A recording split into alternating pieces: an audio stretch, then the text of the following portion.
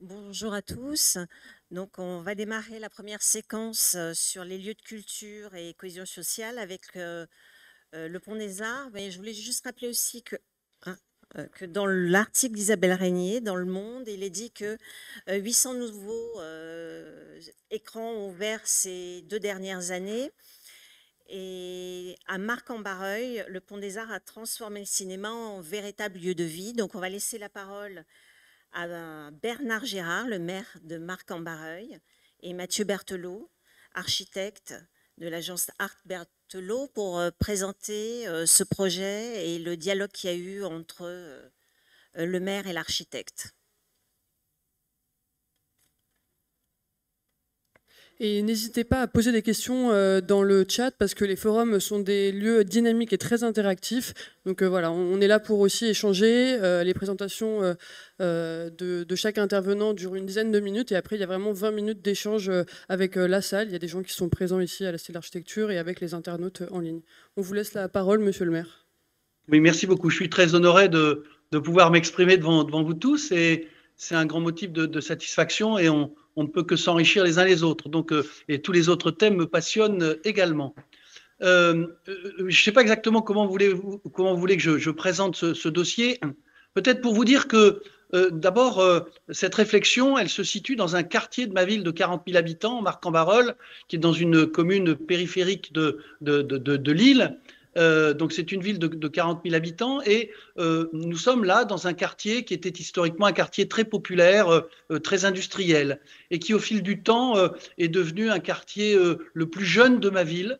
Où bon, les jeunes couples qui souhaitaient s'installer dans la ville ont racheté progressivement des maisons, parfois des maisons assez simples, plutôt des maisons ouvrières qu'ils ont rénovées. Bon, et on s'est dit que c'était peut-être intéressant d'accompagner tout cela par des équipements publics de qualité qui pourraient conforter la vie et si vous voulez, trouver à la fois des vecteurs d'attractivité, que ce soit culturel, que ce soit commerciaux, que ce soit le moyen de créer du lien social. Bon.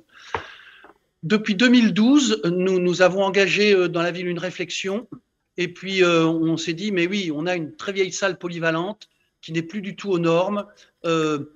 Pourquoi ne pas comment dire, réfléchir ensemble sur ce site et puis y faire une nouvelle salle polyvalente, une salle de répétition pour les orchestres et puis 3 salles de cinéma, puisque nous avions déjà une salle mono-écran municipale qui était limitée, qui était très, très agréable, très jolie, mais mono-écran, on pouvait y passer, je ne sais pas, 150 films par an sur les 350 qu'il faudrait pouvoir passer.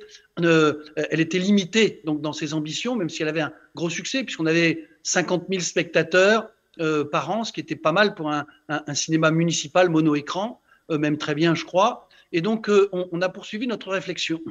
Alors, on avait plusieurs solutions. Soit, effectivement, le mettre à la périphérie de la ville. Et puis, dans le fond, si on faisait ça, on favorisait sans doute l'attractivité. On exfiltrait sans aucun doute des commerces de notre centre-ville ou de nos cœurs de ville, nos cœurs de quartier, vers les périphéries. C'était vraiment pas le but du jeu.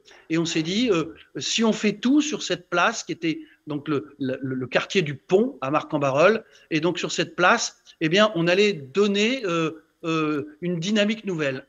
Donc, on a travaillé depuis 2012, on a fait un concours, on a fait des études, et puis en 2018 ou 2018, on a lancé un concours d'architectes. Le cabinet Art Berthelot, et je salue monsieur Mathieu Berthelot qui est ici, a été choisi.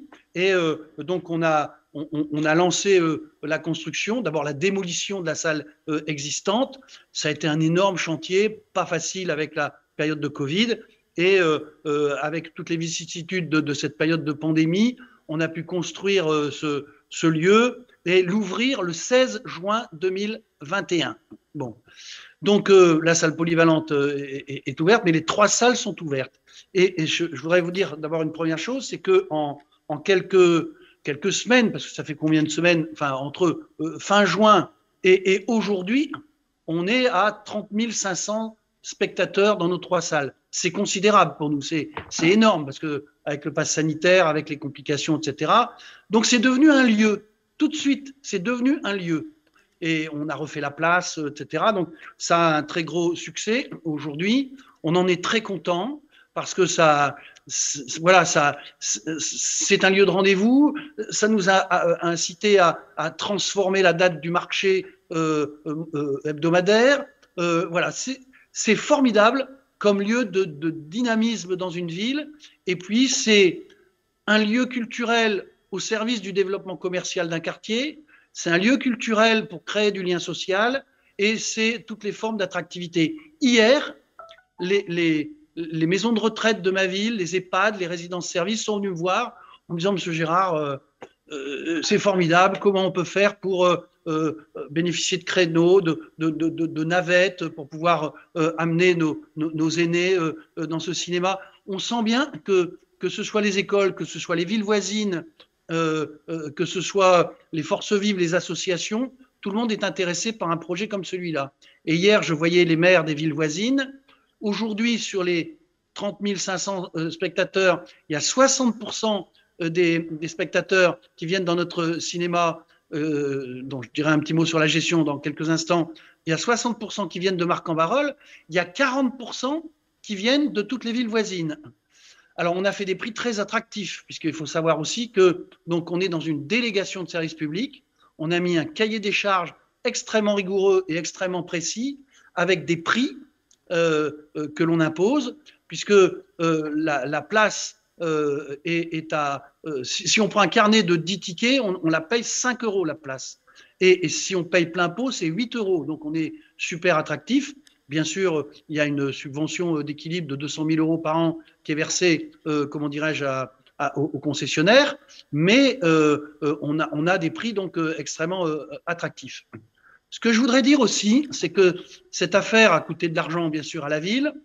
Je pense que c'est de l'argent bien employé parce que c'est 8 800 000 €, je crois, hors taxe de travaux. Bon, bien sûr, il y a les honoraires divers de cabinets d'études, d'architectes, etc., etc.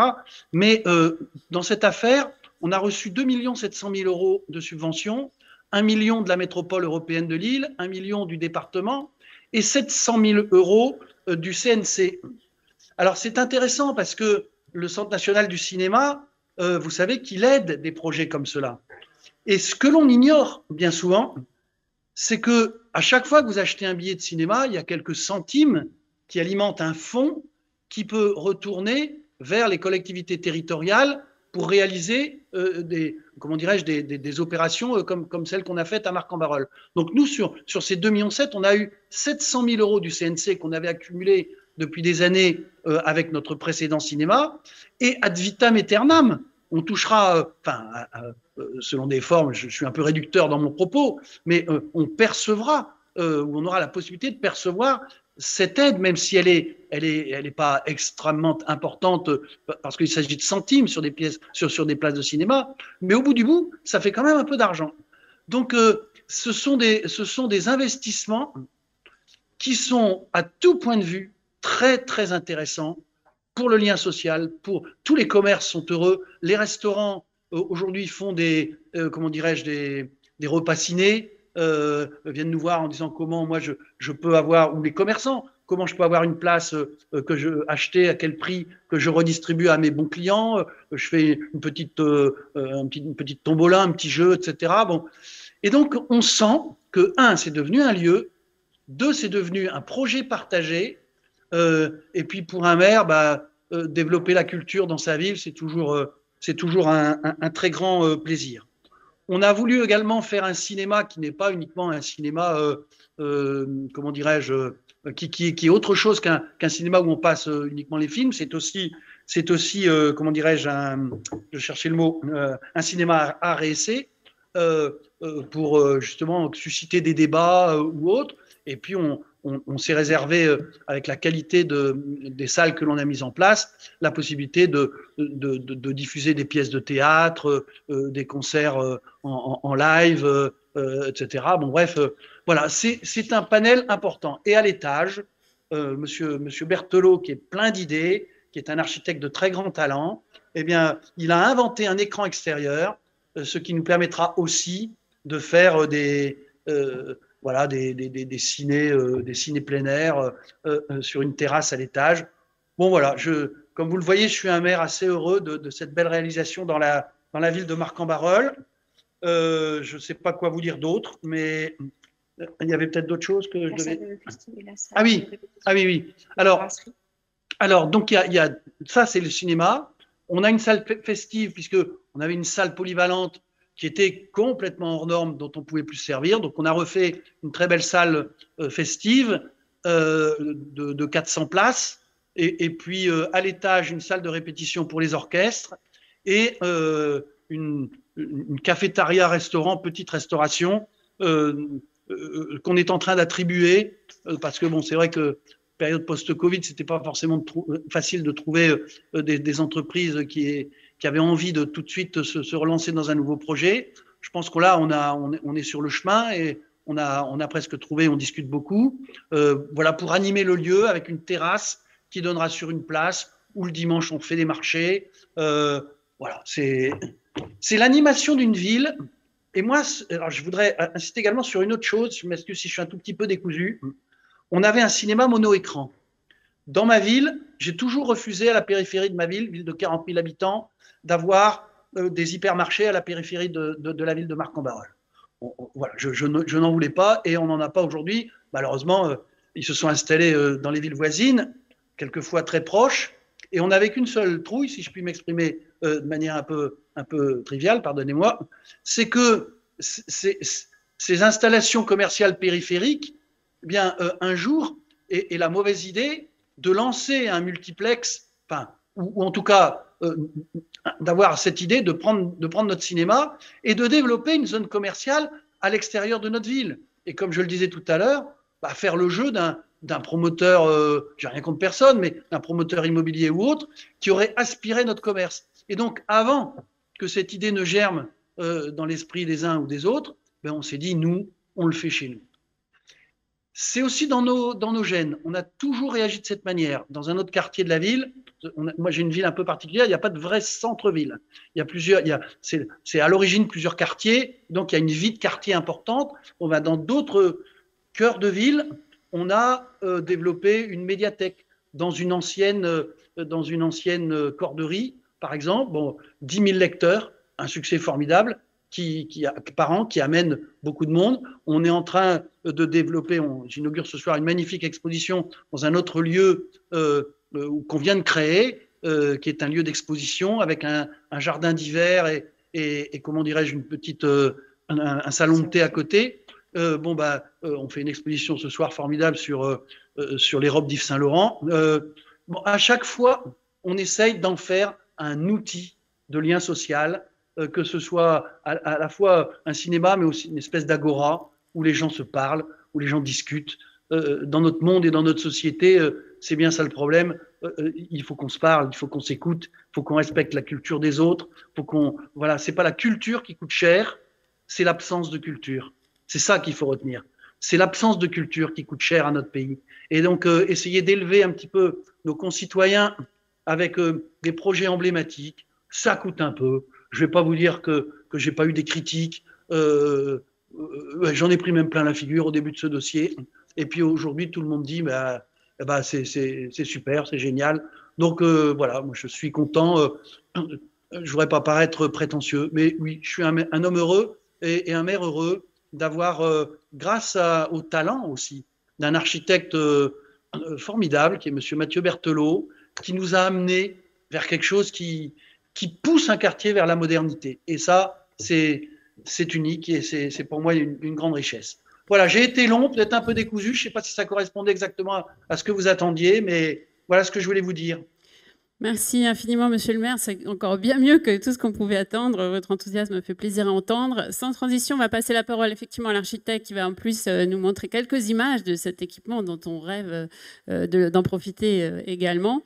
Alors, il se trouve qu'il est dans la banlieue de Lille, on en a parlé, dans l'agglomération d'une métropole. Et pourtant, tout le discours que vous venez de porter nous montre à quel point il peut y avoir des similitudes de pensée, d'action, d'enjeux dans des villes comme les vôtres de 40 000 habitants dans l'ère d'influence d'une métropole et dans d'autres villes plus isolées, des pôles de centralité en ville moyenne. Et ces projets sont vraiment très inspirants.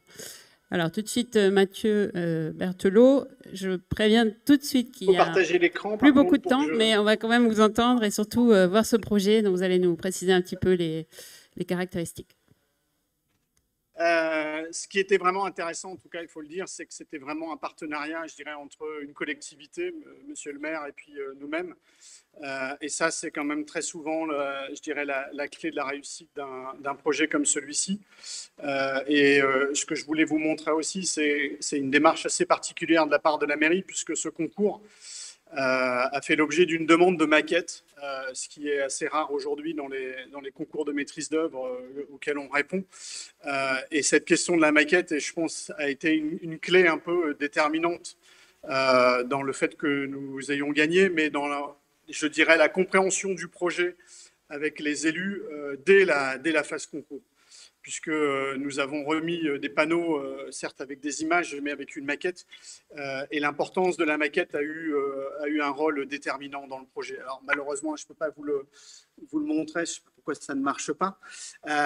Mais si on a le plaisir, là, en tout cas, de voir les maquettes et de voir la réalisation après, vous verriez qu'il y a une très, très grande similitude entre les premières ébauches en maquette, voire même je dirais une approche complète. Attendez, ça. Oui, alors je vous ai juste, si vous pouvez juste réessayer, je vous coupe, excusez-moi, soit réessayer, et si ça marche toujours pas, on va essayer d'aller trouver les photos de votre projet sur le site de votre agence pour pouvoir les montrer à tout le monde. Et donc, je disais, ce qui nous intéressait, nous, en tout cas, quand on a répondu au concours, c'était notamment l'idée d'utiliser cet équipement, ce programme qui était certes un cinéma, mais pas qu'un cinéma. Vous l'avez compris, monsieur le maire vous l'a dit, c'est aussi un espace pour l'harmonie municipale. C'est une salle polyvalente qui était l'ancienne salle polyvalente de la commune. Ce cinéma de 3 salles, puis cette brasserie. Et comment on peut redynamiser un centre-ville avec ce programme. Et ce que vous verrez là à l'instant sur les images, aussi, c'est comment, suite à l'installation de cet équipement dans ce quartier de centre-ville, on a également travaillé avec la collectivité et la métropole sur l'implantation et le renouveau d'un parking, puisqu'avant l'implantation de l'équipement, il y avait uniquement un parking et une salle en retrait de ce parking. Donc le parking a fait l'objet de réaménagements beaucoup plus importants aussi et complets. Et ce parking accueille aussi toutes les semaines, je crois savoir, un marché sur la commune. Voilà, ça a peut-être marché. Voilà. Donc ça, vous pouvez passer. Ce que vous voyez, c'est l'ancien cinéma. Passez la vignette d'après. Donc ça, c'est la salle unique qui était l'ancien cinéma à l'origine sur la commune. Allez-y. La vignette suivante. Donc ça, c'est tout le travail de maquette que nous avons réalisé en phase concours. Vous pouvez les passer, les maquettes. Donc, qui est un travail assez important. Voilà, on peut s'arrêter sur cette maquette, qui est un travail assez important, qui a permis de définir l'ensemble du programme au sein du concours. Ça, c'est ce que vous avez sous les yeux, c'est la maquette concours, où on voit au centre, ce que monsieur le maire disait, cette salle extérieure que nous avons proposée, qui n'était pas dans le concours, qui n'était pas dans le programme du concours, mais qui nous permettait en fait aussi de faire que ce programme ne soit pas la grosse boîte noire que l'on connaît en règle générale pour les cinémas et notamment les multiplexes périurbains. Et donc le cœur du projet, ce n'est pas une grosse masse, c'est un vide. Et c'est la salle de cinéma extérieure qui est offerte à la population. À gauche, la grande salle. Au milieu, derrière le vide, une petite salle. En dessous, la salle moyenne. Et à l'extrême droite, ce que vous voyez, c'est la salle de l'harmonie municipale avec la partie école de musique et puis la salle festival arrière. Allez-y. Donc ça, ce sont les maquettes qui vous montrent ce que nous avons rendu au niveau du concours. Voilà. Allez-y, allez-y. Allez-y. Voilà. Ça, ce sont les maquettes que nous avons réalisées en phase chantier pour travailler avec les artisans. Allez-y. Donc là, on voit l'ampleur du cinéma pendant le chantier, avec au centre où se trouve la grue, le vide. Allez-y avec les photos de chantier que vous pouvez passer pour arriver sur la réalisation. Et ce que l'on voulait, en fait, dans ce cinéma, c'était mettre en place un projet qui soit plus de l'ordre de la grande villa. Voilà, vous pouvez vous arrêter ici. Et en fait, l'univers de ce projet, c'est vraiment comme une grande villa urbaine qui regarde la ville. Au centre, ce que vous voyez au-dessus de la terrasse, c'est cette salle de cinéma extérieure. Et toutes les circulations, vous allez voir ensuite, du cinéma, qui en règle générale sont des circulations obscures, noires, sont entièrement éclairées naturellement. Vous allez voir par la suite. Allez-y. Donc ça, c'est le cinéma et dans son rapport à la ville et à la place, notamment, qui a été reconfiguré. Cet écran de cinéma extérieur qui se trouve au-dessus de la salle de l'harmonie municipale. Allez-y. Le hall, en fait, qui est le hall commun de l'ensemble de l'équipement, puisque quand on rentre dans ce hall, soit on accède à la billetterie du cinéma, soit on accède au vestiaire de la salle festive, l'ancienne salle polyvalente qui se trouve à droite. Quelques regards aussi entre les différents programmes, comment les programmes cohabitent les uns avec les autres. Donc là, ici, on est dans la salle festive, la salle polyvalente de l'équipement. Derrière le cercle, vous avez la salle de répétition. Et à l'intérieur, ce que nous avons fait aussi, c'est tout un travail avec une designer textile pour revisiter le passé industriel de la commune. Là, on est à l'intérieur de la salle. On voit aussi la relation qui se met en place entre l'équipement et notamment la salle et des jardins que nous avons créés sur la parcelle. Même si la parcelle était très petite, ça nous paraissait important de ramener. Donc là, vous voyez toutes les circulations éclairées naturellement. Là, on est dans le hall de la salle festive, salle polyvalente de la commune. On accède voilà, ça c'est un des travaux qui a été réalisé notamment avec ces designers textiles, qui sont des travaux où on a fait retapisser. On a remis en œuvre des métiers à tisser pour retisser des images, notamment extraits du cinéma, extraits de making-of de cinéma. Ce que vous voyez là, c'est un peu vite, c'est le hall de la partie cinéma. Donc, comme vous le voyez, en lumière du jour, ce qui est assez exceptionnel dans le cadre d'un programme cinématographique. Donc, le grand escalier au centre. Ces jeux de regard avec la ville ou avec des éléments textiles ou de mobilier. Voilà, tout ça, c'est toute la circulation centrale du programme cinéma. Le hall encore de la salle festive, des espaces de circulation aussi. L'accès à cette terrasse que vous voyez à droite avec l'écran de cinéma en plein air. Les salles de cinéma, et puis un zoom sur le plafond.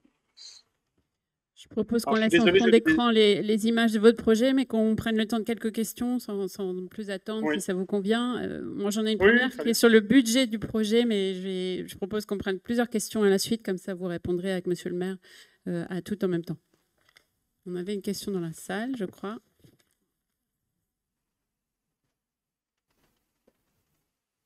Bon, bonjour, merci. Monsieur le maire, Monsieur Berthelot, j'avais une question. Vous avez annoncé justement dans le budget, dans l'équilibre des dépenses et des recettes, un fonds de concours de la métropole européenne de Lille, le CNC. Mais j'étais assez étonné et je m'interrogeais sur le partage de la dépense entre le secteur public et le secteur privé, et également savoir si vous aviez sollicité la région Hauts-de-France, l'État et les fonds européens également sur ce projet qui me semble ambitieux. Et aussi dire, hein, c'est vrai que les villes moyennes sont replacées au cœur de l'aménagement du territoire. C'est vrai que dans une région Hauts-de-France, avec Amiens et Lille, il y a beaucoup de villes aussi qui ont encore un destin dans l'aménagement, le développement du territoire et dans les grandes contractualisations qu'on doit négocier en partenariat. Merci Monsieur le maire, c'était un très beau projet présenté et j'en suis ravi. J'étais très intéressé de votre présentation effectuée avec passion. Merci. Donc Denis Ourdet, Ville d'Arras. Oui, alors d'abord, avant que je l'oublie, Monsieur Berthelot, je suis pas là pour faire sa publicité, mais il nous est arrivé même de temps en temps discuter pendant ce chantier avec Monsieur Berthelot. Mais c'est un super architecte, un grand architecte qui a d'ailleurs eu un grand prix, le grand prix du concours national du magazine DA, qui est le plus grand magazine d'architecture français. Et il ne l'a pas dit, mais moi je le dis donc à sa place. Alors, moi je pense qu'il n'y avait pas possibilité d'obtenir de concours financiers de la région pour notre dossier. Je pense qu'on avait fait une demande, mais on ne rentrait pas dans leurs critères, me semble-t-il. Voilà, donc on a eu le département et la MEL parce que c'était c'était dans leur champ de compétences, et puis le CNC. Voilà. Alors, ce qui est important, hein, pour nous, et on fait un peu ça à chaque fois, c'est que à la fois la salle festive qui va être louée également, mais le restaurant lui-même, ce sont des rentrées financières pour la ville, hein, bien évidemment. Donc, qui allégeront la prise en charge par la ville. Merci. Alors, une question complémentaire sur la participation des habitants à ce projet, puisqu'on a compris qu'il avait une gestation relativement longue de 7-8 ans. Si j'ai bien retenu vos propos, monsieur le maire, comment est-ce que vous avez associé, y compris peut-être sur la programmation, avec l'aide de l'architecte, peut-être, les futurs usagers de ce programme? Première question. Et puis, deuxième, peut-être j'en profite, une observation, puisque ce programme se prend place sur une ancienne friche, hein, je crois. C'est aussi un peu l'objet de ces forums que de montrer que dans la ville existante, petite, moyenne, dans l'aire urbaine d'une grande ville, on peut recycler du terrain, on peut retrouver de nouveaux usages. Et en particulier, ce qui est très intéressant dans votre projet, c'est qu'il a plusieurs usages. Et de plus en plus, on va trouver, ce sera le cas du projet suivant aussi, cette capacité à mélanger les programmes. Et on le porte beaucoup aussi, cet enjeu, dans le cadre de nos travaux sur la sobriété foncière dans la ville moyenne, plutôt que de multiplier les équipements. Vous parliez des périphéries tout à l'heure, c'est un enjeu particulier pour éviter l'étalement urbain. C'est très intéressant de travailler sur des programmes mixtes, et peut-être vous pourriez aussi redire un mot là-dessus. Et puis je crois qu'on a une autre question dans la salle. Oui, alors, bon, bien sûr, il y a eu de la démocratie participative avec les comités de quartier, avec beaucoup de réunions dans le quartier pour expliquer, présenter le projet, présenter les maquettes qui avaient été faites, participer bien sûr à cela. Et au-delà des réunions faites dans le quartier, il y a eu l'exposition de la maquette en mairie pour que les gens puissent donner leur avis. Bon, bien évidemment, parce qu'on ne peut plus faire bien sûr aucun projet aujourd'hui, et ça n'aurait pas de sens sans la démocratie participative, qui est un renfort précieux pour la démocratie représentative. Donc, bien sûr, et je pense qu'on a encore fait des progrès d'ailleurs dans ce domaine, et on aura toujours à faire. Il faut être très, très humble, c'est pas toujours facile, et on ne réussit pas forcément toujours. Mais donc, bien évidemment, il y a eu de la démocratie participative pour participer à tout cela. On avait commencé dès 2012 par une très grande étude qui nous avait proposé de l'installer ailleurs, hein, et en périphérie de ville d'ailleurs. Bon, et c'est là où on s'est dit non, c'est une vraie erreur. Si on fait ça, on va complètement désorganiser le quartier. Bon, et c'est une très grave erreur si on fait cela. On déplace les commerces ailleurs, et voilà. Bon, donc on a tort.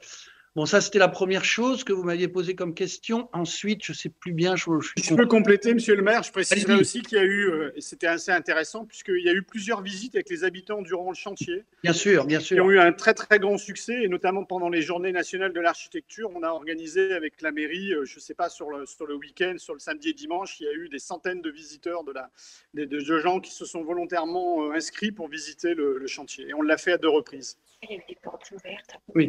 Oui, alors voilà, pendant tout le chantier, mais avant aussi, il y a eu vraiment beaucoup de dialogue et beaucoup de... Bon, voilà, je ne me souvenais plus de tout, mais vous avez raison. Merci, monsieur Berthelot, de le rappeler.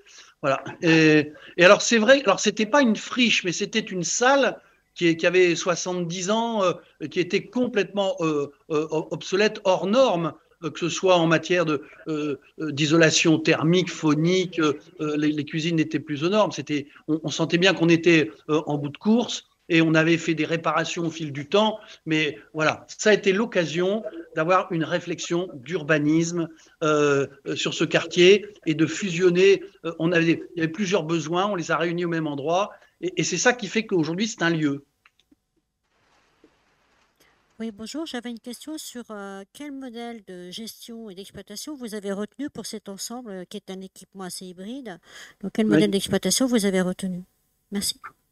Alors, bien sûr, alors c'est une question très importante et très intéressante. Ça a été vraiment un gros sujet, puisque notre salle mono-écran était gérée en régie par la ville. Voilà. Et donc là, on s'est dit, bon, alors, on s'est dit que pour le cinéma, la ville garde la gestion de la salle polyvalente, bien évidemment, de la salle de répétition pour les orchestres différents de la ville. Pour le cinéma, on a lancé un appel d'offres et on l'a donné à un concessionnaire, mais avec, sur 8 ans, avec un cahier des charges extrêmement précis qui correspondait à la philosophie que l'on voulait voir prévaloir sur ce site. Donc voilà, donc on a vraiment mis un cahier des charges très précis en disant qu'on voulait aussi que ce soit un cinéma d'arrêt essai, parce que c'était aussi ça le précédent cinéma mono-écran.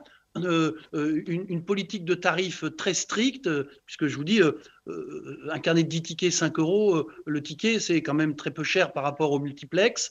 Donc voilà, on a mis aux concessionnaires, aux délégataires, des obligations très strictes et un très grand degré d'exigence.